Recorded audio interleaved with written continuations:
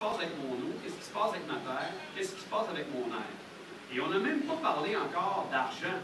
C'est-à-dire qu'en grattant le sujet, on finit par apprendre que la vallée du Saint-Laurent, un jour, a été quadrillée comme un jeu de Monopoly et que selon la loi du free mining qui est régie par la loi sur la très vieille loi sur les mines, on a claimé l'ensemble du territoire à 17 hectares, principalement par des compagnies étrangères qui ont maintenant le droit de venir sortir la richesse du sous-sol à leur profit, à leurs conditions, sans que ni les citoyens, ni les municipalités aient leur mot à dire. C'est-à-dire que la loi est faite pour faire en sorte qu'on favorise l'industrie minière au détriment de quiconque.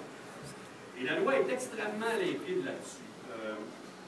Le détenteur des droits du sous-sol a l'obligation d'avoir une entente de gré à gré avec le propriétaire, mais s'il n'y a pas d'entente, il a le droit de demander l'expropriation du propriétaire qui s'opposerait ou qui poserait des conditions.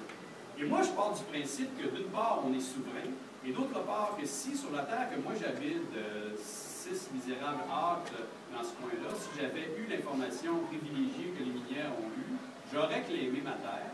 Et le jour où il y a une gazière qui débarque pour dire « il y a du gaz en dessous de chez vous, toc, toc, toc, on voudrait avoir une entente avec vous, je vais poser mes conditions. » Quelles sont mes conditions? À quelles conditions je serais prête à accepter que cette entreprise-là débarque et opère? Parce qu'a priori, je ne veux pas me positionner comme un anti-développeur.